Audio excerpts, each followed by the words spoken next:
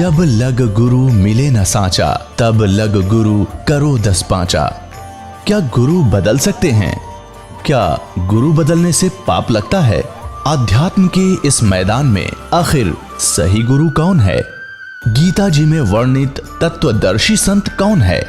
इन सभी प्रश्नों के उत्तर जानने के लिए अवश्य सुनिए जगत गुरु तत्वदर्शी संत रामपाल जी महाराज के मंगल प्रवचन। सत साहिब दर्शकों, शिक्षित होना आजकल व्यक्ति के लिए सबसे बड़ा वरदान है, या यूं भी कह सकते हैं कि प्रभु की विशेष कृपा है, क्योंकि शिक्षित व्यक्ति आज के समय में सही गलत की परख आसानी से कर सकता है।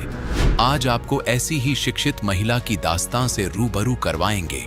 ये हैं महाराष्ट्र की रूपाली पाटिल जी, जो कि एक शिक्षित महिला हैं और इन्होंने अपनी शिक्षा का सही प्रयोग किया और सही समय पर सही संत की पहचान कर नाम दीक्षा ले ली, जिसके फलस्वरूप ऐसा अद्भुत लाभ हुआ जिस पर शायद आज का विज्ञान पर भरोसा रखने वाला वर्ग विश्वास न करे, पर यह वास्तविक सच्चाई है। आप हैरान रह जाएंगे कि इन्हें कैंसर जैसे भयंकर लाइलाज रोग से मुक्ति मिली है, पति का नशा छूटा है और बच्चे की शारीरिक बीमारी ठीक हुई है। दर्शकों, आपको बता दें, रूपाली जी ने तत्वदर्शी संत रामपाल जी महाराज जी से नाम दीक्षा ली। उन्हीं की शरण में जाने मात्र से उन्हें ये अद्वितीय लाभ मिले हैं और साथ ही संत जी के शुभ आशीर्वाद से इनके बच्चे की तबीयत में बिना दवाई के सुधार आया है। अब सुनिए रूपाली जी के जीवन परिवर्तन की कहानी इन्हीं की जुबानी। बहन जी नमस्कार। नमस्ते। क्या नाम है जी आपका? रूपाली पाटिल। रूपाली जी कहाँ से आए हैं आप? पुणे, महाराष्ट्र, पुणे से। जी क्या करते हैं? मैं अभी तो हाउसवाइफ हूँ, लेकिन मैंने ग्रेजुएशन किया है मराठी स्पेशल में। संत रामपाल जी महाराज जी से कब जुड़े आप? 2004 में हम संत रामपाल जी महाराज जी से जुड़े। संत रामपाल जी महाराज से जुड़ने से पहले क्या कोई भक्ति साधना भी करते थे आप? जी, जैसे नॉर्मल लोग करते, परंपरागत भक्ति, मतलब पूरी देवी देवता ब्रह्मा विष्णु महेश इनकी भक्ति करते थे। जब आप पहले भक्ति कर ही रहे थे तो आपने संत रामपाल जी महाराज जी से नाम दीक्षा क्यों ली? मुझे ऐसे लगा कि उनका ज्ञान मैंने थोड़ा समझा, उनकी बुक पढ़ी, और सबसे पहले ये इंसिडेंस हुआ कि मेरे हस्बैंड ने, मेरे पति, वो दीक्षा लेकर आए। फिर दीक्षा लेकर आए तो मैंने उनको लिया कि क्या गुरु दीक्षा लिया आपने, कौन से भगवान है, क्या है? बोलते नहीं, मुझे इतना पता नहीं, मैंने दीक्षा ले ली। और फिर उन्होंने मुझे नियम बताए, और वो जो नियम थे कि कोई नशा, मतलब क्या, ड्रिंकिंग नहीं, दारू नहीं, बीड़ी नहीं, सिगारेट नहीं, तंबाकू नहीं, मांस नहीं, व्यभिचार नहीं, चोरी नहीं, ठगी नहीं।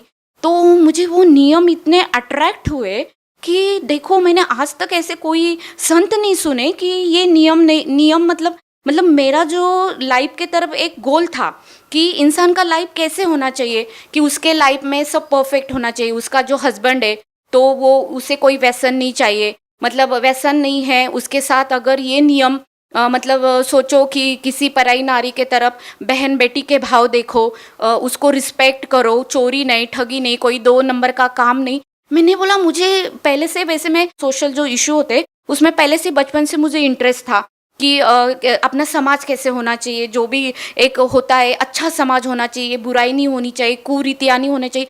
और संत रामपाल जी महाराज के नियम पढ़ के मुझे बहुत खुशी हुई, अच्छा लगा। ज्ञान तो मैंने सोचा इतना मैंने सुना नहीं था, लेकिन तब तक उनका नियम सुन के मुझे अट्रैक्शन हुआ और मैंने बोला चलो, बहुत अच्छा काम किया। और मुझे क्यों और अच्छा लगा कि उसमें जो था ड्रिंकिंग का, मतलब कोई ड्रिंकिंग नहीं करना। तो जैसे मेरे पति का जो बिजनेस है वो इसका है, मतलब ऑटोमोबाइल साइड का था, तो हमेशा पार्टी में जाना या थोड़ा बहुत दोस्तों के साथ, उनके फोर्स से, मतलब उनको पसंद नहीं था, लेकिन दोस्त, आजकल का जो ट्रेंड हो गया है हाई फाई सोसाइटी, मतलब क्या, ड्रिंक्स नहीं किए तो आपको गांव के जैसा समझा जाता है। तो उस प्रेशर से वो ड्रिंक करते थे कभी कभी। तो घर में आके हमारा झगड़ा होता था कि मैं बोलती थी, क्यों, मुझे पसंद नहीं है, आप क्यों करते और क्यों दोस्तों का सुनते, मेरा सुनो, घर में एक साथ रहना है। और ये कोई अच्छी चीज़ नहीं है कि आप किसी के प्रेशर में आके ड्रिंक्स करना। सिर्फ सोसाइटी एक अपना एक जो स्टेटस है वो लेवल के लिए आप ड्रिंक क्यों करना है? मैंने बोला, हमारा हमेशा का ये प्रॉब्लम था, सब कुछ अच्छा था, वो मुझे रिस्पेक्ट करते, सब कुछ, फैमिली सब कुछ अच्छा था, लेकिन ये जो उनका गुण था कि कभी कभी ड्रिंक्स करने का, वो बिल्कुल पसंद नहीं था। और जैसी उन्होंने दीक्षा ली तो सोचो मेरा वो पूरा टेंशन ही फिनिश हो गया। देखिए, जैसा कि आप बता रहे हैं कि आपने नियम पढ़े जिसमें लिखा हुआ था कि नशा नहीं करना, व्यसन नहीं करना, किसी की तरफ बुरी नजर से नहीं देखना। जब हम समाज में अन्य संतों को देखते हैं तो वो सभी संत यही नियम बताते हैं, लेकिन जब ग्राउंड लेवल पर देखते हैं तो क्या वास्तव में ये चीजें फॉलो होती हैं? जी, मैंने तो मैं अभी महाराष्ट्र पूना से हूँ, या बचपन से लेके महाराष्ट्र में, मतलब पहले जलगांव से लेके पूना तक मेरा जो जर्नी हुआ है, तो मैंने तो देखे, मैंने संत बताते हैं, लेकिन आज तक मैंने कोई भी उनके अनुयायी, जैसे अदर संत है, जैसे बहुत सारे हैं अभी जो गुरु है, उनके कोई भी अनुयायी ये नियम फॉलो बिल्कुल नहीं करते। वो ओनली क्या बोलते हैं, उनके मैंने तो ये भी देखा है कि उनके गुरुजी जो होते हैं दूसरे, जो संत रामपाल जी महाराज को छोड़ के जो आज इस धरती पे जितने भी गुरु है वो सब बताते, ठीक है भाई, थोड़ा बहुत कर लो, आ जाओ दीक्षा ले लो, थोड़ा बहुत कर लो, जब मन होगा डाल दो। लेकिन मुझे ये पसंद नहीं था, और मैंने भी खुद ने देखा कि कोई फॉलो नहीं करता है। आप एक शिक्षित महिला हैं, आपने बताया कि आपके पति ड्रिंक करते थे, जो कि आपको बिल्कुल अच्छा नहीं लगता था और आपके झगड़े होते थे। लेकिन उन महिलाओं की बात की जाए जो बहुत ही गरीब हैं, निचले तबके से आती हैं, उनके पति जब इस तरह से नशा करते हैं तो आप सोच सकते हैं कि उनके परिवार के भरण पोषण के लिए जो उनकी कमाई का साधन होता है उस पर भी एक बहुत गहरा प्रभाव पड़ता है। उसका बहुत सारा हिस्सा नशा करने में लगा दिया जाता है। तो उनके घरों में कितने झगड़े हो सकते हैं, इस बात का अंदाजा आप बखूबी लगा सकते हैं। आप उन महिलाओं के लिए क्या कहना चाहेंगे जिनके पति बहुत ज्यादा नशा करते हैं और बहुत सारी बुराइयों में लगे हुए हैं?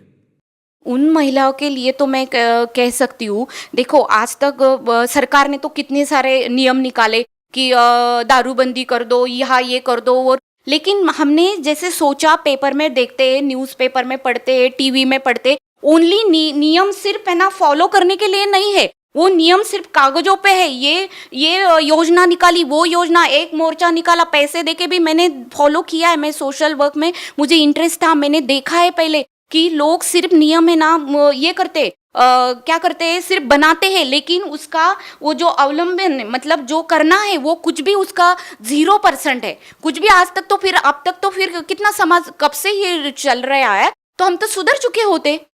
अभी जैसा कि आपने बहुत सारी बातें बताई, लेकिन लोगों को ये लगता है कि किसी संत से नाम दीक्षा ली जाए, संत से जुड़ा जाए तो उसको आर्थिक लाभ और शारीरिक लाभ और मानसिक लाभ, उसको आध्यात्मिक लाभ हो।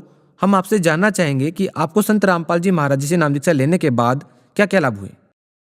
जी, हमें तो इतने सारे लाभ हुए, अगर अभी हम गिनवाते बैठेंगे तो ये मेरा मतलब क्या बोलते हैं ना, ये दिन रात कम पड़ेगा। लेकिन जो स्पेशली थोड़े बहुत जो मुझे लाभ है, मैं थोड़ा ही आपको बताऊंगी। कि सबसे पहले लाभ था तो मतलब मुझे खुद को ही डॉक्टर ने बोला कि आपको मतलब प्रॉब्लम है गले में, और जो मुझे एक ऐसे गांठ हुई थी बड़ी, तो मैंने जैसे ट्रीटमेंट स्पेशलिस्ट के पास गई तो उन्होंने बोला कि आपको शायद, हमें लग रहा है कि ये आपको कैंसर का ही है, और आप सुशिक्षित हो, पढ़े लिखे हो, ज़्यादा देर मत करो, जो भी होगा मेडिकल प्रोसेस करो, और उसमें जो भी कोई आता है उस हिसाब से आपका ट्रीटमेंट करेंगे। फिर उन्होंने बताने के बाद जैसे हमने हमारे गुरुजी मतलब संत रामपाल जी महाराज उनको प्रार्थना की, क्योंकि मैं तो नाम दीक्षा ले चुकी थी, मुझे दृढ़ विश्वास था जो भी करेंगे तो मेरे गुरुजी करेंगे। और मैंने ना आज तक सुना था गुरुजी ये लाभ देते, गुरुजी आर्थिक लाभ, शारीरिक लाभ,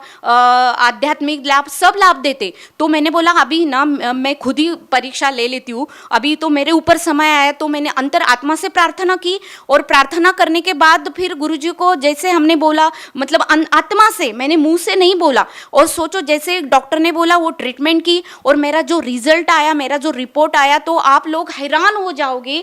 मुझे कैंसर था, जब मुझे लगा कि अभी मेरी लाइफ थोड़ी है, ज़्यादा लाइफ नहीं है, मेरी पैरों के नीचे की जमीन खिसक गई कि मैं अभी क्या करूंगी। मुझे लगा मैं तो ठीक है, मैं मर गई तो मेरा बेटा है वो कैसे रहेगा, मेरा हस्बैंड तो शायद शादी कर लेगा, लेकिन मेरा क्या होगा। और मुझे तब लगा कि ये जिंदगी इतनी छोटी है, मुझे क्या करना था, और मैं कुछ भी कर नहीं सकूंगी। मैं परमात्मा को मतलब संत रामपाल जी महाराज को प्रार्थना किया, परमात्मा नहीं, मुझे अभी थोड़ा जीना है, मुझे लाइफ दे दो, मुझे इतना जल्दी नहीं मरना है, मेरे बेटे के लिए मुझे जीना है। और इतना चमत्कार हुआ। आप लोगों को चमत्कार लगेगा, आपकी भाषा में ये ऐसे लगेगा कि हम बोल रहे हैं, लेकिन नहीं, मैंने अनुभव किया है। जब खुद के ऊपर आता है ना, इंसान झूठ नहीं बोल सकता। मैं जो भी बोल रही हूँ एक शब्द सच बोल रही हूँ, क्योंकि मैंने जो 2 दिन जब तक मेरा रिपोर्ट नहीं आता मैंने सहा है कि मृत्यु क्या होती है और जीना क्या होता है। और मेरे परमात्मा ने, गुरुजी ने, संत रामपाल जी महाराज ने इतना प्रार्थना हमने लगाने के बाद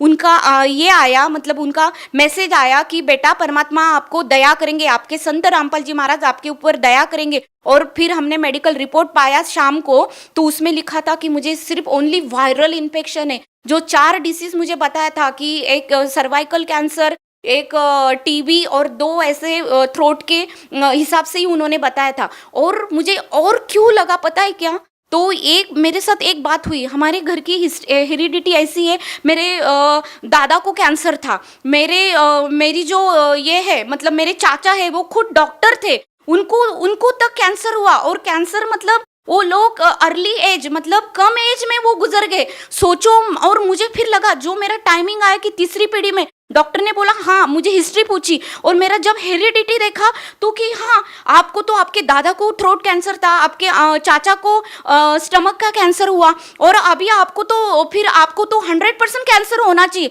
मैंने बोला ठीक है अभी क्या करेंगे, मतलब बोलना आसान है लेकिन मैं इतनी तकलीफ से गुजरी ना, मैं बोल नहीं सकती। और जब ऐसे इसमें परमात्मा ने और एक आप लोगों को रीजन मुझे क्यों दृढ़ विश्वास हुआ, तो मेरी कुंडली थी। मैं पहले बहुत जन्म कुंडली हम मानते थे, मेरी कुंडली निकाली मैंने बहुत बचपन में, जब से मैं कॉलेज में थी। तो मुझे इसने बताया था हाथ देखे कि आपकी आयु ज़्यादा नहीं है, 40 तक ही है और आपको ऐसा डिसीज होगा कि आप उसमें से बाहर नहीं निकालेंगे। और वही मुझे जब ये गांठ निकला, डॉक्टर ने बोला, तो मैंने जल्दी से वो कुंडली अपने कपाट से निकाली और मैंने टैली किया कि अरे हाँ मुझे अभी 37 स्टार्ट है और मैं क्या कैंसर का तो 2 साल कितना भी होना, ये कोइंसिडेंस कैसे हो सकता है। इसीलिए ये सब देखे इतना मतलब आप समझ सकते हैं ये कोई जादू मंत्र नहीं है। परमात्मा ने इतनी दया की कि इतने मेरे चांसेस 100% कैंसर के होने के बाद भी संत रामपाल जी महाराज ने मेरे ऊपर दया की। उनके मंत्र में, उनकी भक्ति में इतनी ताकत है कि मेरा कैंसर उन्होंने भगा दिया। जी भगत जी, मुझे और 2 लाभ ऐसे हुए कि एक तो इनके साथ इनका मुंबई एक्सप्रेस हाईवे पे एक्सीडेंट हुआ गाड़ी का, और इतना ज़बरदस्त एक्सीडेंट था, मतलब कंटेनर ने पीछे से 2 बार उनको डैश मारा। डैश मारने के बाद मतलब वो देखते हैं तो वो उन्होंने स्टीयरिंग पे सर रख दिया और जैसे गुरुजी ने उनको नाम दीक्षा दी, वो मंत्र उन्होंने याद किया। फिर हम दोनों का फेस उनके सामने आया कि सोचो मेरा ये आखिरी वक्त है। और वो एक्सीडेंट से इंसान जब खुद पे गुजर जाती कि बस अभी मेरा सब फिनिश हो गया, तो उस हिसाब से उन्होंने मेरा चेहरा, मेरे बेटे का चेहरा उनके आंखों के सामने आया। और उन्होंने जो गुरुजी ने हमें मंत्र एक दिया, लास्ट में उन्होंने वो एक मंत्र जाप किया और स्टीयरिंग पे अपना सर रख दिया। और बाद में चमत्कार की देखते हैं कि वो बोलते मैं 5 मिनट के बाद मैं कार आराम से चला रहा हूँ, फिर आराम से चला के फिर वो रुके नहीं, जल्दी से घर आ गए। फिर अगर हम सोचते तो फिर कैसे हुआ, तो उसके लिए एक प्रूफ था कि जैसे गाड़ी हमने आके मुझे बोला कि आप जल्दी से नीचे आ जाओ कि देखो मेरा एक्सीडेंट होगा। मैंने बोला पहले पूछा आप कैसे हो, बोलते नहीं मैं ठीक हूँ। फिर देखते हैं तो गाड़ी पूरे पीछे से चिप हुई थी। सब बोल रहे थे वाइबल होके वो पलटी हो सकती थी, कुछ भी हो सकता, लेकिन ऐसे हुआ कि परमात्मा ने उन्हें साक्षात बचा लिया। फिर हमें पता चला कि भगवान क्या है। और दूसरा एक लाभ मेरे बेटे के सामने, वो बेंगलोर में पढ़ने के लिए है, तो वो जैसे घर से दूर था, डॉक्टर ने बोला उसको चिकन पॉक्स निकला और फिर वो रोने लगा कि मम्मा मैं अभी क्या करूँगा, वो चिकन पॉक्स निकले मुझे और अभी मेरा 1 महीना पूरा मेरा स्टडी ब्रेक हो जाएगा और मैं ये नहीं कर पाऊंगा। तो फिर हमने बोला ठीक है कोई बात नहीं, अपन प्रार्थना करेंगे परमात्मा से। आश्रम में प्रार्थना की कि देखो ऐसे हो गया मालिक, हम क्या करेंगे। तो प्रार्थना करने के बाद मालिक ने बोला कि जैसे जोत लगा दो। आपने उसको भी ध्यान आया कि मैंने जोत नहीं लगाई, और जैसे ही उसने इमीडिएटली जोत लगाई रात को 10:30-11 बजे, और सुबह देखते आप मतलब इतना चमत्कार की। हम भी इधर प्रार्थना की, उसने भी परमात्मा के आत्मा से प्रार्थना की, तो उसका चिकन पॉक्स पूरा गायब। तो हमने मेडिकली तो भी हमारा समाधान नहीं हुआ, तो हमने बोला प्लीज़ आप बेटा आप जाके डॉक्टर को एक बार कंफर्म कर लो कि सच में चिकन पॉक्स गायब हो गए। तो वो डॉक्टर के पास गया और डॉक्टर ने बोला कि जी हाँ, मैंने ही कल तुझे बोला था कि तुझे आया मैं मेडिसिन नहीं दूंगा, और आज मैं देख रहा हूँ तो सच में ये तो परमेश्वर ही हो सकता है ये लाभ देने वाले। हम आपसे एक प्रश्न और पूछना चाहेंगे कि संत रामपाल जी महाराज जी, उनसे जो भी नाम दीक्षा लेता है उनको बहुत सारे लाभ होते हैं। आपको भी संत रामपाल जी महाराज जी से बहुत सारे लाभ प्राप्त हुए हैं। बहुत सारी भयंकर बीमारियों से लोग पीड़ित हैं और जिन लोगों को आर्थिक या मानसिक लाभ नहीं हो रहे हैं उन लोगों को आप क्या कहना चाहेंगे? मुझे ये अपने सब भाई बहनों को एक ही संदेश देना है। मैं तो कोई ये नहीं कर सकती हूँ, मतलब संदेश देने जैसी मैं उतनी नहीं हूँ, लेकिन मैं प्रार्थना कर सकती हूँ सारी जगत को कि जिनको प्रॉब्लम है ना, आप आ जाओ, आप अनुभव करो, सत्संग सुनो, और एक्चुअली अपने जो ग्रंथ है, बुक है, उसमें क्या नॉलेज है। सबसे पहले हम सब शिक्षित है, हमें कोई हमारा ध्यान भटका नहीं सकता। आज तक हमने जो भी भक्ति की, एक परंपरागत भक्ति की, जो भी मनगढ़ंत सुनते आए, दादा परदादा उनकी भक्ति फॉलो करते आए, लेकिन हमने आज तक नहीं सोचा कि हम जो कर रहे और ये क्यों हो रहा है। अभी हम बोलते हैं भगवान ये करता है, वो करता है। आप तो, हम तो आज तक जो परंपरागत ब्रह्मा विष्णु महेश जी ये सब भक्ति करते आए, लेकिन मिला क्या? फिर क्यों नहीं मिला? क्यों दुखों के पहाड़ हमारे ऊपर गिर रहे? क्यों दुखी है? किसी को कैंसर है, किसी को ये बीमारी, किसी को वो बीमारी, सब परेशान। तो आप इसके लिए सबको मेरी प्रार्थना है कि आप आओ, संत रामपाल जी महाराज का ज्ञान सुनो, उनका सत्संग सुनो, और उनके सत्संग में आपके पूरे डाउट क्लियर हो गए, और डाउट क्लियर के बाद आप एक है। दुखी क्या नहीं करता? इसलिए दुखी लोगों को मेरी प्रार्थना है कि आ जाओ, संत रामपाल जी महाराज का नाम दीक्षा ले लो और खुद अनुभव करो। जी धन्यवाद। थैंक यू जी। दर्शकों, अभी आपने सुने संत रामपाल जी महाराज से दीक्षा प्राप्त करके सुखी हुए भक्त के अनुभव। अब देखिए जगत गुरु तत्वदर्शी संत रामपाल जी महाराज के मंगल प्रवचन। किसी भी ईसाई धर्म के उस पुण्यात्मा को पूछ कर देखो कि परमात्मा कैसा है, वो कहेगा गॉड इज फॉर्मलेस, परमात्मा निराकार है। फिर खाक पढ़ा तुमने अपने इन सदग्रंथों को, तो एजुकेटेड होकर ऐसी बात करते हो। पवित्र बाइबल की उत्पत्ति ग्रंथ में पढ़ कर देखो, उसमें स्पष्ट लिखा कि परमात्मा मनुष्य सदृश है और उसने अपने जैसा मनुष्यों को उत्पन्न किया है।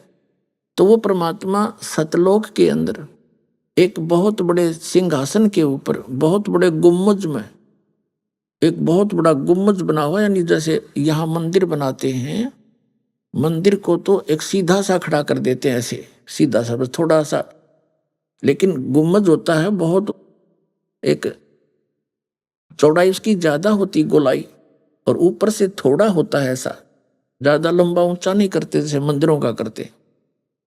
उसके बीच में परमात्मा एक बहुत अच्छे सुंदर सिंहासन पर बैठे हैं, और उनके सिर पर मुकुट है जैसे राजा के होता है, और ऊपर छत्र है जैसे ये भक्तों ने बना रखा है। ये तो आर्टिफिशियल है, वहां परमात्मा का ओरिजिनल है। उनकी एक रोमकूप की इतनी रोशनी है, करोड़ सूर्य मिला दे, करोड़ चंद्रमा, उनकी मिली जुली रोशनी प्रकाश भी परमात्मा के एक रोमकूप के प्रकाश से फीकी है। इतना तेजो में शरीर है। ये तो प्रथम सती थी, और दो अन्य सतीथियों में वो कैसे हमें संभालता है। एक तो वो प्रत्येक युग में एक लीला करते हैं, सतलोक से आते हैं और एक नवजात शिशु का रूप धारण करके कमल के फूल पर विराजमान होते हैं। कमल का फूल सरोवर में ही होता है, जल में, तो उस सरोवर के ऊपर आकर विराजमान होने के कारण नारायण, नार माने जल होता है, आयन माने उस पर आने वाला, विराजमान होने वाला, इसलिए नारायण शब्द भगवान के लिए प्रसिद्ध है। तो वो नारायण कौन है? वो सतपुरुष हैं, कबीर देव जी हैं, जो ऐसी लीला करते। वो कमल के फूल पर आकर शिशु रूप धारण कर लेते हैं, वहां से उनको निसंतान दंपत्ति उठा ले जाते हैं, और फिर वो जब बड़े होने लगते हैं तो बालक अवस्था में वो खाना पीना कुछ नहीं करते, तब वो चिंतित होते हैं उनके माता पिता। तब कुंवारी गाय लाई जाती है परमात्मा के आदेश से, और कुंवारी गाय दूध देती हैं। उन कुंवारी गायों के दूध को परमात्मा पीते हैं, उससे उनके परवरिश की लीला होती है। ये प्रमाण ऋग्वेद के अंदर भी है, और कबीर परमात्मा ने 600 वर्ष पहले ये लीला की थी, जो कबीर सागर के अंदर विद्यमान है। एक अंग है, एक अध्याय है पवित्र कबीर सागर का, उसमें भी विद्यमान है कि परमात्मा ने कुछ खाया पिया नहीं जब वो नवजात शिशु रूप में आकर प्रकट हुए थे। इनके कोई जनक नहीं, इनके कोई माता पिता नहीं, ये स्वयंभू हैं। तो उसे मैंने कुछ नहीं खाया पिया। फिर एक गाय मंगाई गई, उसने दूध दिया, जब परमात्मा ने दूध पिया। और यही प्रमाण ऋग्वेद मंडल नंबर 9 सूक्त नंबर 1 के मंत्र नंबर 9 के अंदर है कि परमात्मा जब शिशु रूप धारण करके यहाँ प्रकट होते हैं, उनकी परवरिश की लीला कुंवारी गायों के द्वारा होती है। तो फिर भगवान कौन है? ऐसी लीला की है किसी कृष्ण और राम ने, या किसी और इस हजरत अल मोहम्मद ने, या किसी ईसा जी ने? तो who is God? Kabir is God. अब जैसे ईसा जी कौन थे? ये भगवान के पुत्र कहे जाते हैं। और हजरत मोहम्मद कौन थे? ये अल्लाह के पैगंबर थे। और श्री राम और कृष्ण कौन थे? ये ब्रह्म के पुत्र हैं, काल के पुत्र हैं। और कबीर साहब कौन है? ये स्वयं परमात्मा है, ये असंग ब्रह्मांड के स्वामी है, कुल मालिक है। और ये तो दूसरी स्थिति हुई कि फिर वो परमात्मा दूसरी स्थिति में जब धीरे धीरे बड़े होते हैं, छोटी उम्र में ही अपने जिस उद्देश्य को लेकर वो आते हैं, हमें ज्ञान देने के लिए, उस ज्ञान का प्रचार शुरू कर देते हैं। बड़े बड़े विद्वानों के छक्के छुड़ा देते, लेकिन वो क्रमहीन अपनी मान बढ़ाई के कारण परमात्मा के उस यथार्थ ज्ञान को ना स्वयं मानते हैं और ना ही जनता तक उसको जाने देते। तो यही लीला आज से 600 वर्ष पहले परमात्मा ने सन 1398 में संवत 1455 ज्येष्ठ सुदी पूर्णमासी के दिन ब्रह्म मुहूर्त में सुबह सुबह सतलोक से आकर के काशी बनारस शहर है, काशी कहो बनारस कहो, तो शहर के बाहर एक बहुत बड़ा लहर तारा नामक सरोवर था। उसके ऊपर आकर के परमात्मा ने एक कमल के फूल पर नवजात शिशु का रूप धारण किया। उसके प्रत्यक्ष दृष्टा थे एक अष्टानंद नाम के ऋषि। वो सुबह सुबह स्नान करने के लिए वहां जाया करते थे।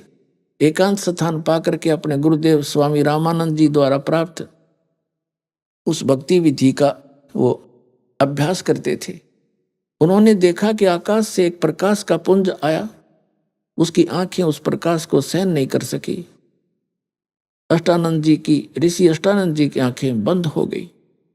बंद होने पर उसने क्या देखा कि एक नवजात शिशु का रूप दिखाई दिया। दोबारा आंखें खोली तो वो प्रकाश एक कोने में, लहर तारा तालाब के एक कोने में सिमट गया। थोड़ा सा अंधेरा था, उसने आगे कुछ दिखाई नहीं दिया। अब जैसे पुण्यात्माओं हम सूर्य की ओर देखते हैं तो हमारी आंखें सहन नहीं करती, आंखें बंद कर लेते हैं, तो सूर्य का प्रकाश रहित आकार हमें उसकी प्रतिबिंब दिखाई देता है। ऐसे ही अष्टानंद ऋषि के साथ हुआ। पहले तो उसने देखा केवल प्रकाश का एक गोला दिखाई दिया। आंखें जब बंद होगी, नहीं सहन कर सकी चरम दृष्टि, तो क्या देखा कि प्रकाश रहित उस एक बालक की आकृति नजर आई। तो उठकर चल पड़ा, अपने गुरुदेव स्वामी रामानंद जी से पूछा कि स्वामी जी, आज मैंने ऐसी कुछ अद्भुत लीला देखी, एक प्रकाश देखा, फिर आंखें बंद होगी, आंखें खुली, जब आंखों के सामने एक बच्चे की आकृति मेरे घूमती रही। तब रामानंद जी ने जैसा ज्ञान था उसने कहा कि बेटा, ऊपर के लोकों से जब अवतार गण आते हैं, ये लीलाएं ऐसे वो करते हैं। अब यहाँ किसी माँ के यहाँ जन्म लेंगे गर्भ में, वो लीला करने आए। अब इन ऋषियों ने को इतना ही ज्ञान था कि भगवान माँ से ही पैदा होता है, वो भगवान माँ से पैदा हुआ फिर भगवान की सा, तो वो परमात्मा स्वयंभू थे, स्वयं आए। तो ये प्रत्यक्ष दृष्टा थे। ये दूसरी सती थी और है उस परमात्मा की हमें संभालने की, हमारे को यहाँ यथार्थ ज्ञान देने के लिए आने की। और फिर जब धीरे धीरे बड़े हुए, जुलाहे का काम भी करते थे, एक झोंपड़ी में रहते थे, असंख्य ब्रह्मांडों का पालन करता, एक झोंपड़ी में रहा करता था, कपड़ा बुनकर दिखाते थे। इसका कारण क्या था? ये कहते हैं समझदार को संकेत बहुत होता है। वो ये बताने आए थे, तुम सारा जीवन इस माया के डले ढोंड में बर्बाद कर रहे हो। बड़ी कोठी हो, बड़ी कार हो, बड़ा महल हो, और भक्ति जो उद्देश्य था इसका वो भूल चुके हो।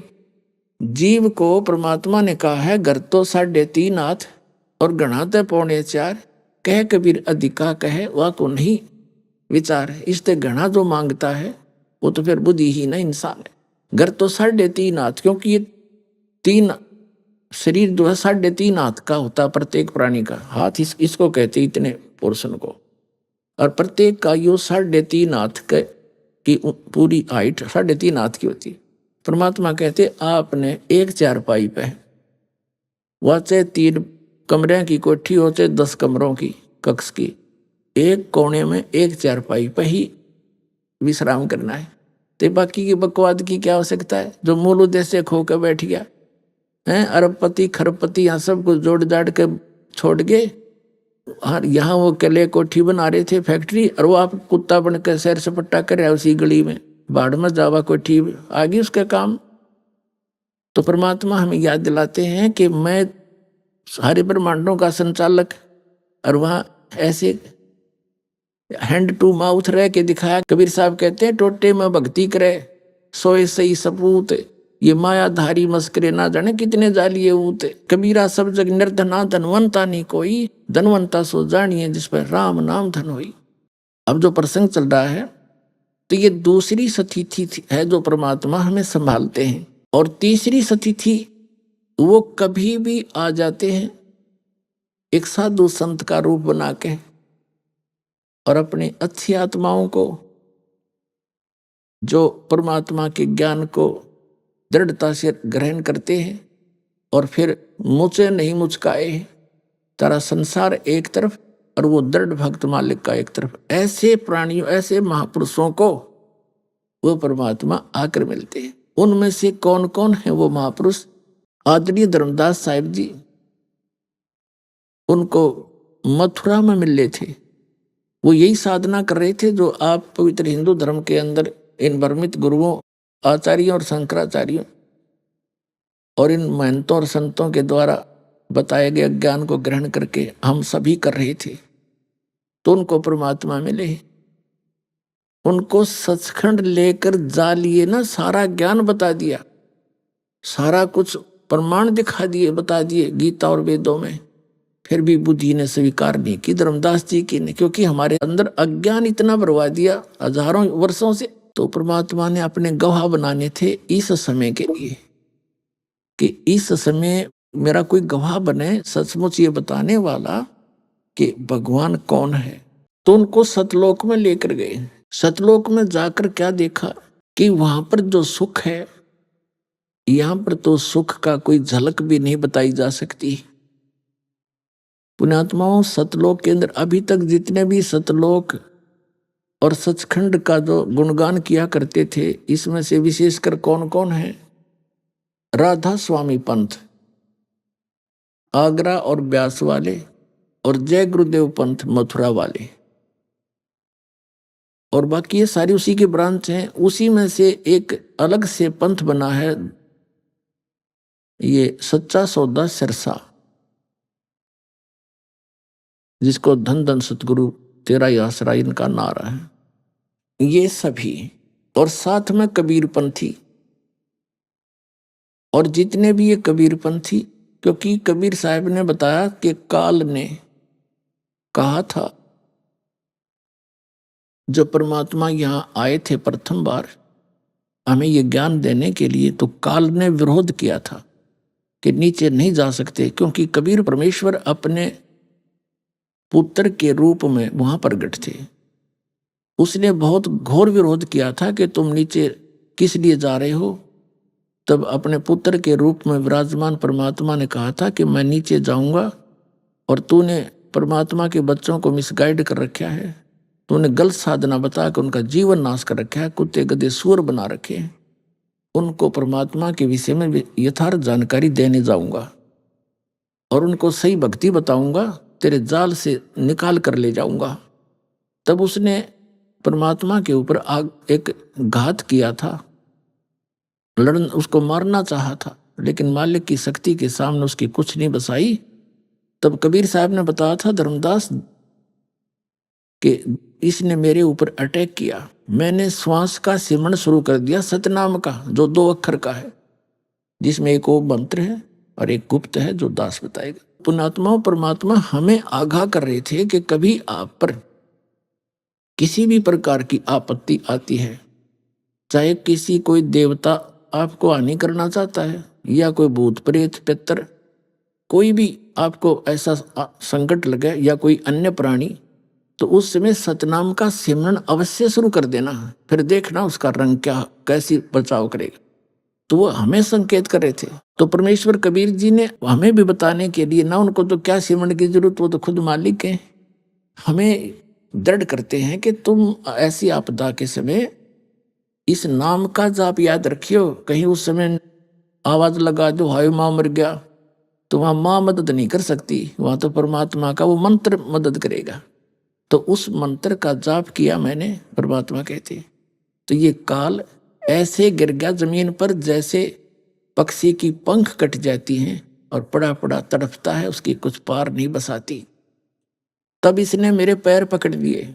कबीर परमेश्वर जी कहते हैं, तब इसने मेरे पैर पकड़ लिए नीचे घिसट कर और कहा कि तू मेरा बड़ा भाई, क्योंकि ये भी परमात्मा का ही बच्चा है, ये काल भी, लेकिन ये निकम्मा बच्चा हो गया और इसको देश निकाला दे दिया गया। वहां इसने गलती की और हमने भी गलती की इसी के साथ साथ, इसलिए हम भी यहाँ आ गए।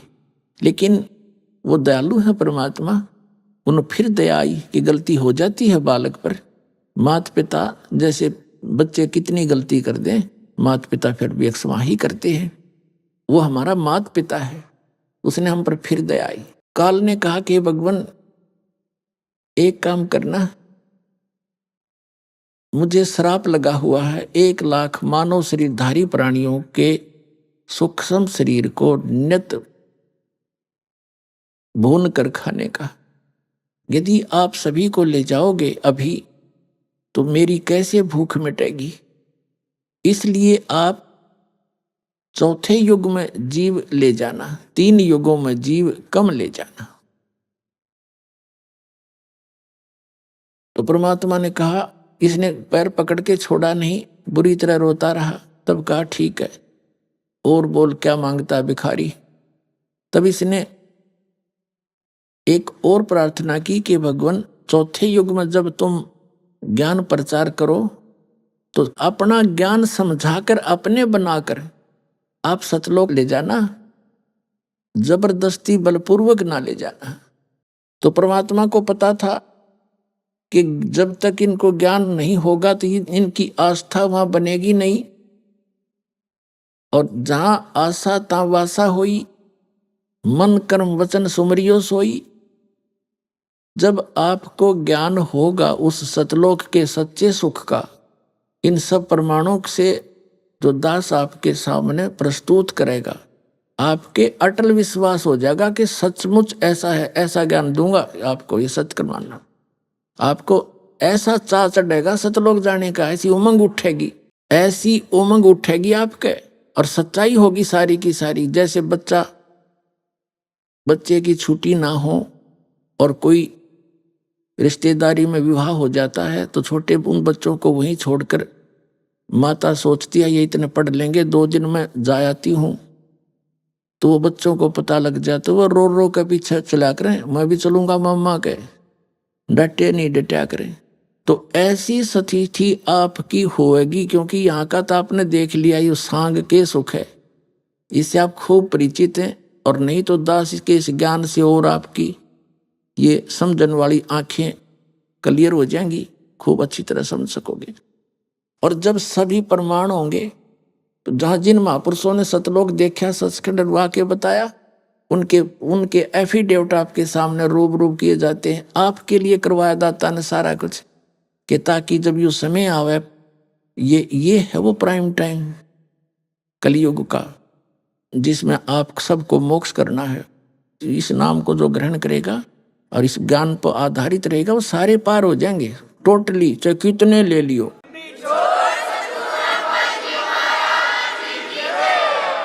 तो परमात्मा को ये भी मालूम था कि सतयुग त्रेता द्वापर में पुनकर्मी प्राणियों के ही जन्म होते हैं, और वो जो भी साधना डले ढोरे हैं, शास्त्र विरुद्ध कर रहे हैं, वो ये सोच लेते हैं कि जो हमें संसारिक सुख या कोई बचाव किसी से हो रहा है, ये हमारी इन्हीं पूजाओं से हो रहा है।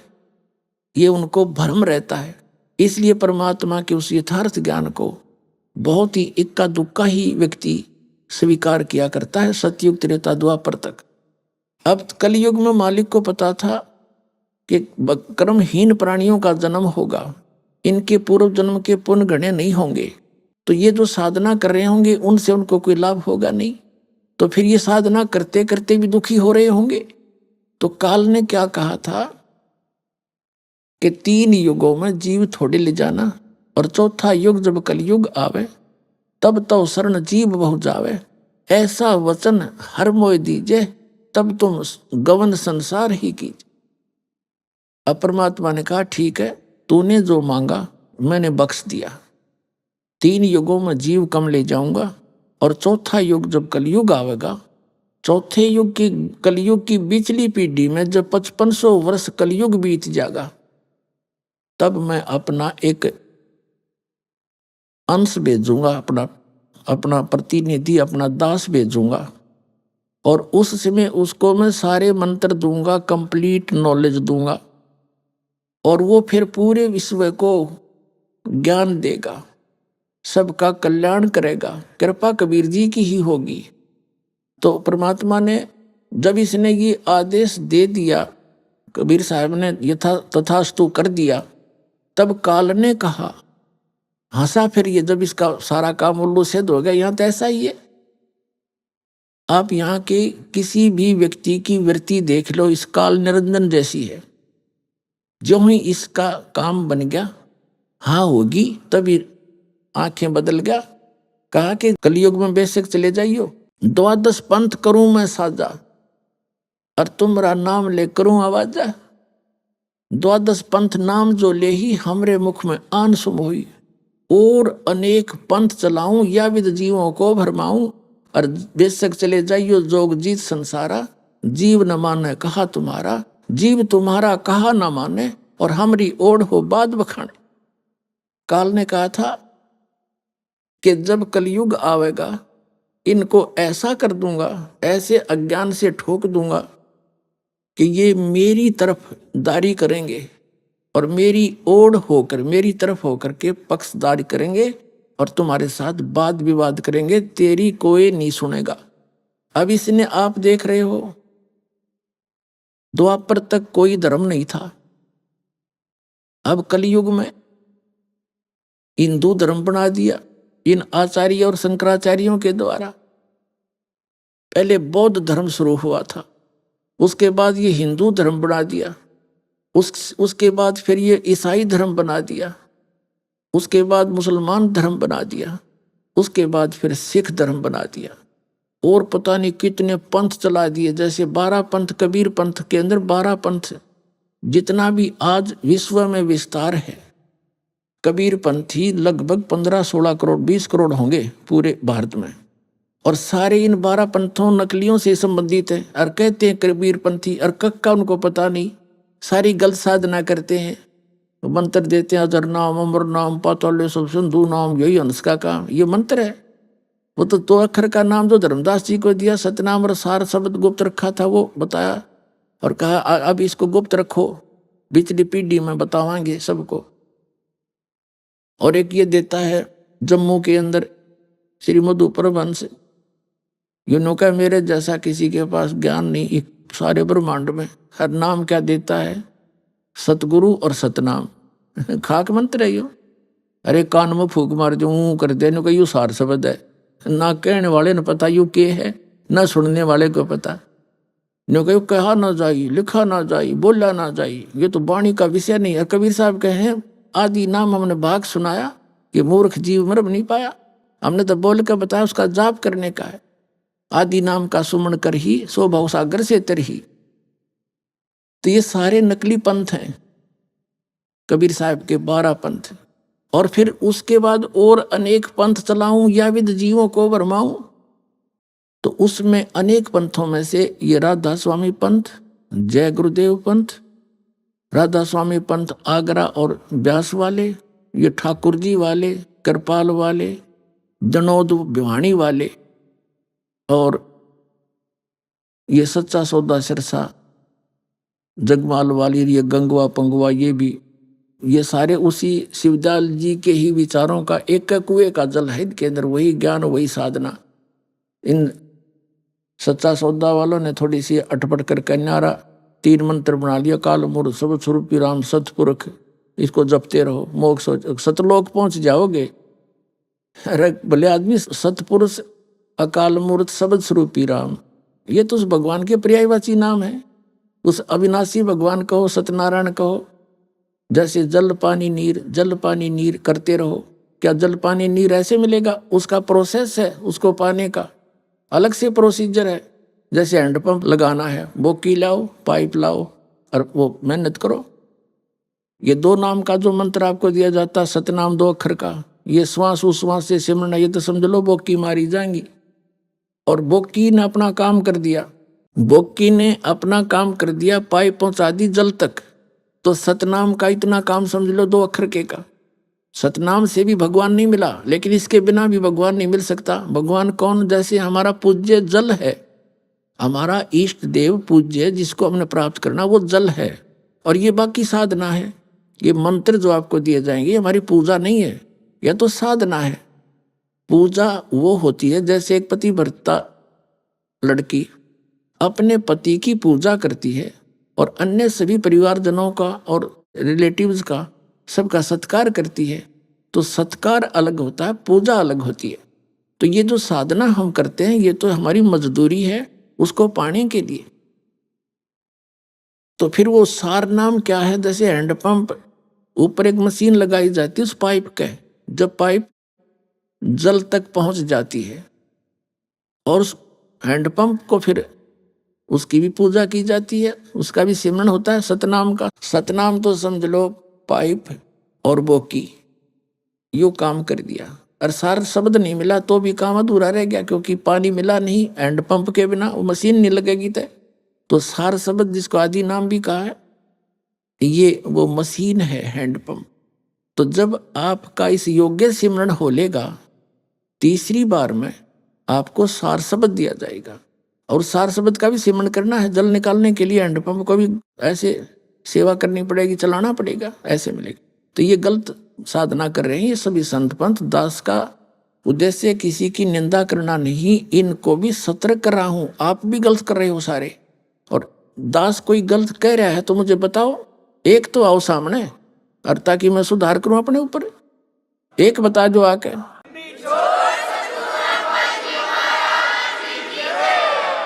इनकी हिम्मत नहीं, क्योंकि इनके पास ज्ञान गलत है सारा। तो इनको स्वीकार करना चाहिए, अभिमान त्यागना चाहिए। ये समय बहुत कीमती है और ये एक बार ये प्राइम टाइम है, ये जो कलयुग में परमात्मा का और काल का एग्रीमेंट हो रहा है कुछ समय का। और इसमें जो निकल गए बस फिर तो यही है। कहते हैं माया काली नागनी अपने जाए खा, और कुंडली में छोड़ा नहीं 100 बातें की बात। जैसे नागनी होती है, अंडे जब बच्चे निकालती है तो अपने चारों तरफ पूंछ की अपने शरीर की एक वो बना लेती, कुंडली घेरा बना लेती है, उनको फोड़ती है, सबको फोड़ देती है और फिर उन्हीं को खाना शुरू कर देती है, उन्हीं को खाती है। उसके खाते खाते और कोई बच्चा उसकी कुंडली यानी उसके शरीर के घेरे पर के पार हो गया तो वो बच गया, और जय कुंडली में रह गया तो सारा न खाएगी। तो परमात्मा कहते हैं या एक कुंडली ईब तोड़ी है हमने, ये कुछ समय का समय दिया है, भी 1000 वर्ष चलेगा। ये परमात्मा का यथार्थ ज्ञान पूरे विश्व में चलेगा। और जो इस समय निकल गया, मनुष्य जीवन प्राप्त है, ये ज्ञान प्राप्त कर लिया, सत भक्ति कर ली, वो तो निकल गया। न तो कहते जो कुंडली में रह गया, जो यही रह गया तो इसको फिर ये इसी का हार है। अभी आपने सुने संत रामपाल जी महाराज के मंगल प्रवचन। आइए अब सुनते हैं संत रामपाल जी महाराज से नाम दीक्षा लेकर सत भक्ति करके अद्भुत लाभ प्राप्त करने वाले अनुयायी के विचार। दर्शकों कहते हैं कि अगर जिंदगी बद से बदतर बन जाए तो उस जीने में भी क्या जीना। जी हाँ, आज हम आपको एक ऐसी महिला के जीवन से रूबरू करवाने जा रहे हैं जिन्होंने अपने जीवन में अनेकों दुख सहे।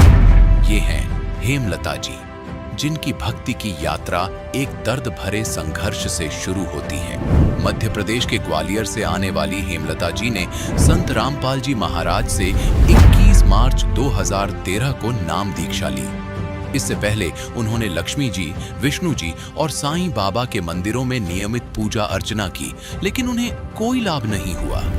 उनके पति सोराइसिस की गंभीर बीमारी से पीड़ित थे, जिससे उनकी हालत इतनी खराब हो गई थी कि उनका इलाज कराना भी मुश्किल हो गया था।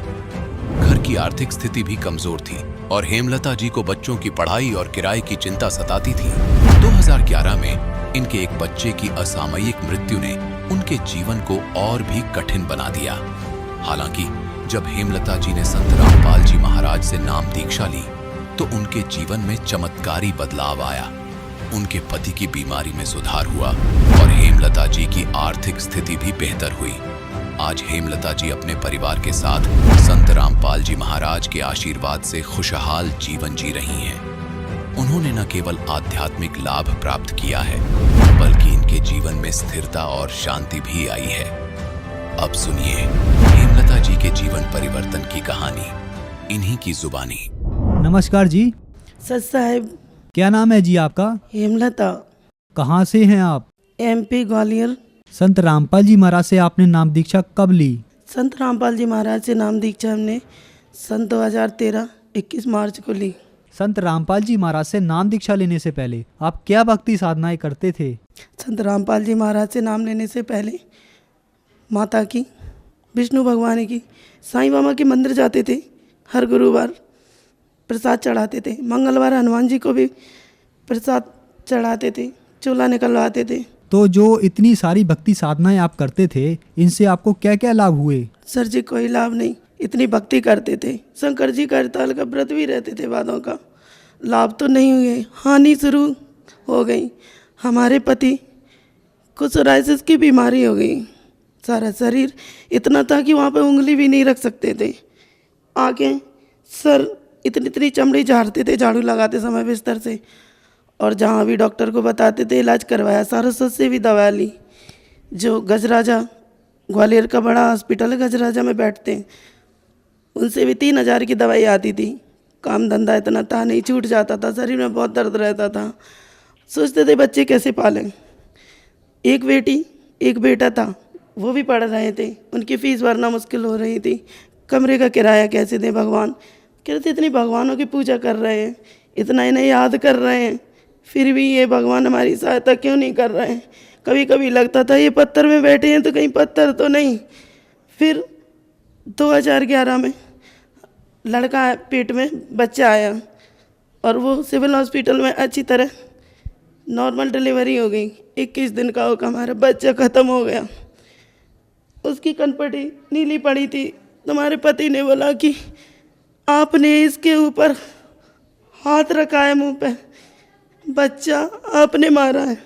हे भगवान, मैं माँ हूँ, मैंने दोनों बच्चों को भी लिटाया है। मैंने अपने पति से हाथ जोड़ के प्रार्थना की है, बच्चे को मैंने नहीं मारा। सन 2010 में हमारी मम्मी भैया नामदान लेकर आए संत रामपाल जी महाराज से।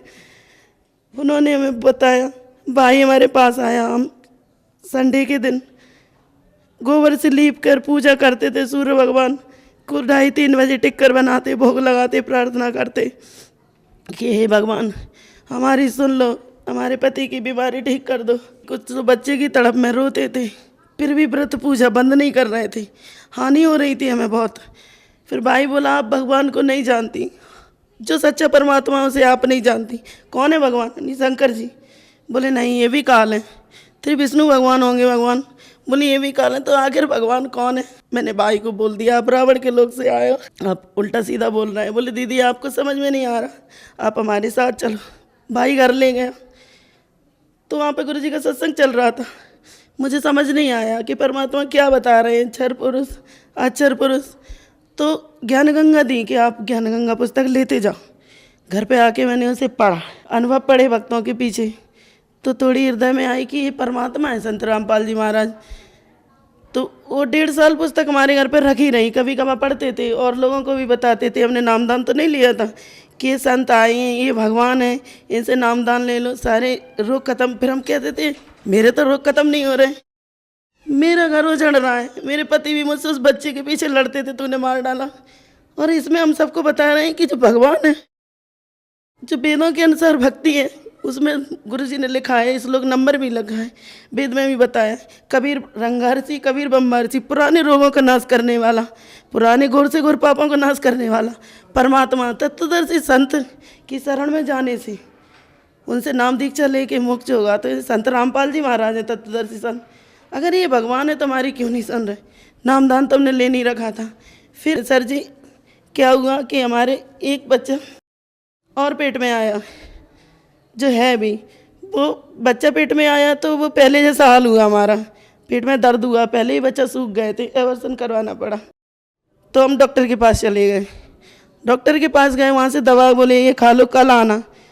तो रास्ते में फ़ोन आया मम्मी का कि मत करवाओ, ये पाप है, आपको संत रामपाल जी महाराज के पास ले चलेंगे, आप भरोसा रखो, वो भगवान है, आप उनसे नाम दीक्षा लेना, आपके बच्चा की भी रक्षा होगी, आपको मोक्ष भी मिलेगा और ये आपकी परेशानी टल जाएगी। मैंने वहाँ से बोला क्या वो भगवान है कि तू किताब नहीं पढ़ती? पढ़ते तो हैं, किताब पढ़ते हैं, लेकिन हमें क्यों नहीं सुख मिल रहा है कि बेटा नामदान लेना पड़ता है गुरुजी से। हम घर पर आए, घर पर भगत जी को बोला, भगत जी नॉनवेज के रेस्टोरेंट में काम करते थे, खाते पीते भी थे। भगत जी चलो वहाँ पे जो संत आए वो परमात्मा है, वो भगवान है संत रामपाल दास जी महाराज।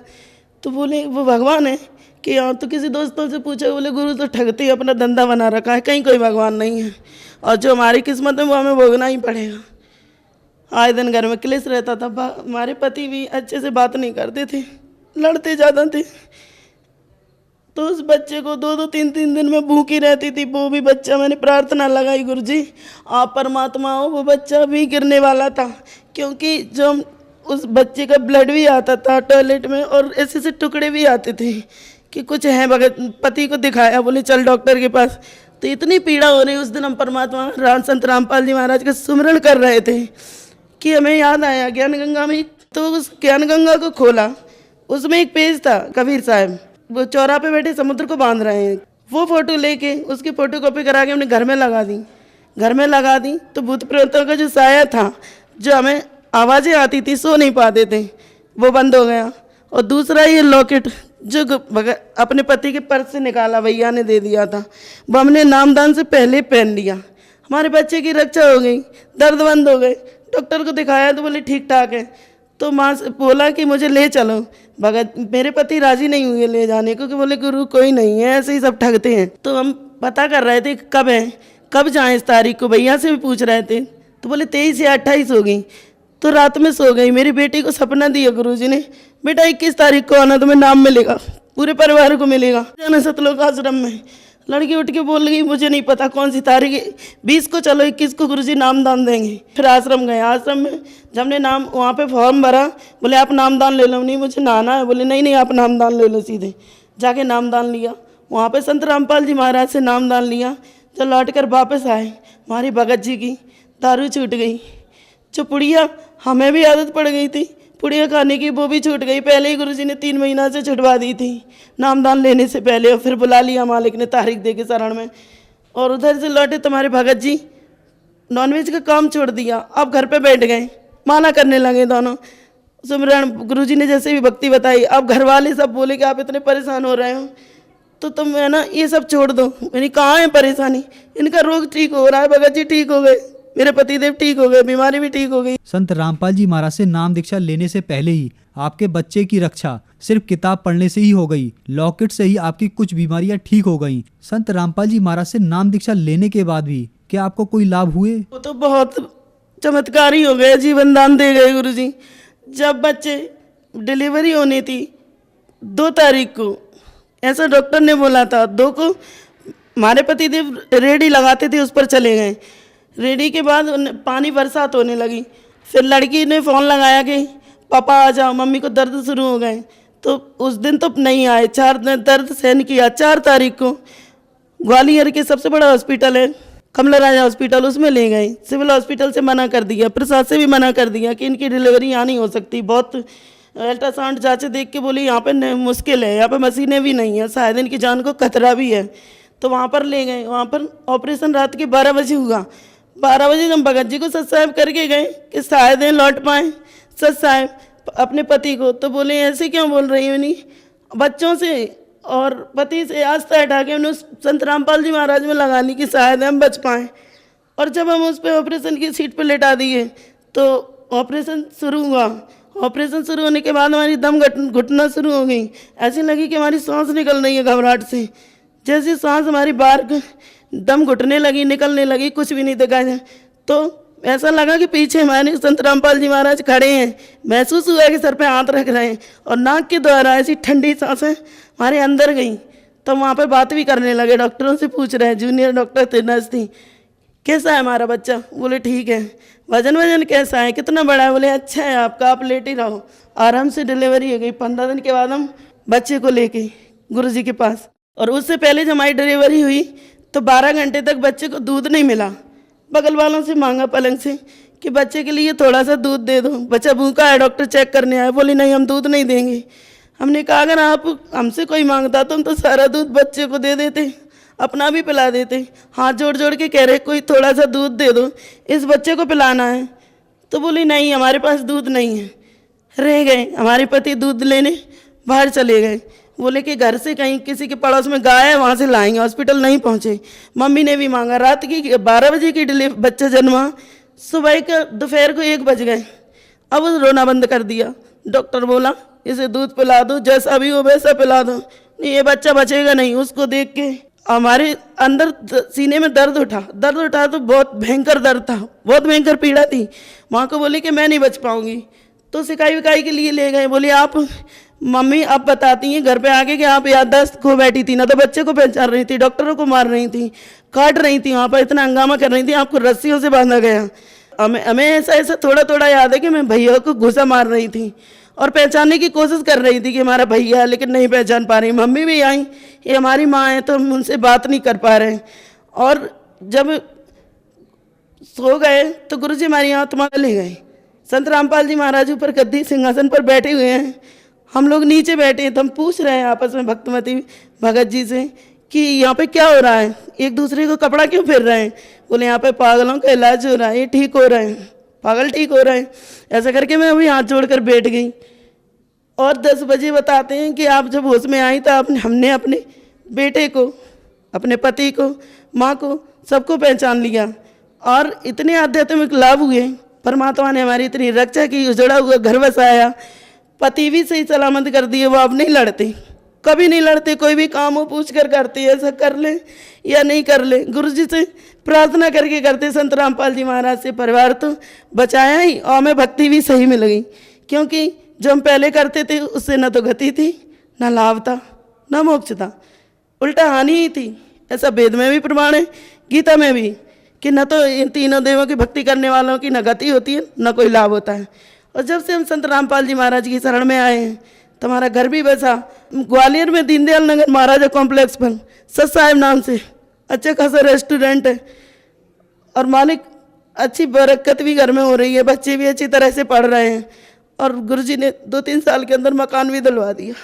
संत रामपाल जी महाराज से नाम दीक्षा लेने के बाद आपको बहुत सारे लाभ प्राप्त हुए, तो जो दर्शक आज आपको देख रहे हैं उनको आप क्या संदेश देना चाहेंगे? लाभ तो सर जी हमें बहुत प्राप्त हुए और होते ही रहते हैं आध्यात्मिक लाभ। ये बताएं तो बता ही भी नहीं पाएंगे। संसार जगत के भाई बहनों से हम यही हाथ जोड़कर करवत होकर प्रार्थना करना चाहेंगे कि चैनलों पर संत रामपाल जी महाराज का प्रोग्राम आता है तो आप वहाँ जो पट्टी आती है नीचे नंबर आती है उसमें, तो उन पे फ़ोन करके नामदान केंद्र का पता लगा के आप संत रामपाल जी महाराज से शीघ्र ही जल्दी से जल्दी नाम दीक्षा ले लो, अपने परिवार वालों को भी दिलाओ, आत्म कल्याण होगा। यही भगवान है, संत रामपाल जी महाराज ने हमें बचाने वाला कोई नहीं है। धन्यवाद जी। सत साहिब।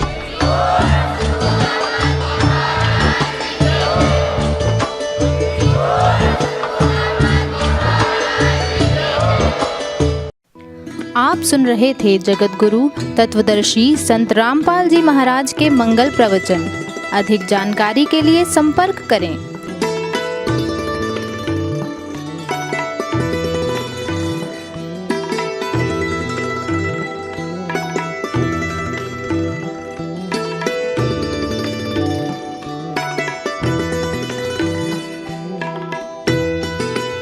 जगत गुरु तत्वदर्शी तत्वदर्शी संत रामपाल जी महाराज जी के पावन सानिध्य में भक्ति की अलख जगाने तथा श्रद्धालुओं को सत्य भक्ति मार्ग का रास्ता दिखाने हेतु कनाडा के लोकप्रिय चैनल द TVNRI चैनल पर जगत गुरु तत्वदर्शी संत रामपाल जी महाराज जी के मंगल प्रवचनों का प्रसारण प्रतिदिन सुबह 7:30 बजे से 8:30 बजे तक तथा रात्रि 7:30 बजे से 8:30 बजे तक किया जा रहा है। इस सत्य भक्ति मार्ग को अपनाने के लिए अधिक से अधिक सत्संग प्रसारण देखें। इस सत्संग प्रवचन का सीधा प्रसारण संत रामपाल जी महाराज लाइव सत्संग YouTube चैनल और जगत गुरु संत रामपाल जी महाराज Facebook पेज पर भी देख सकते हैं।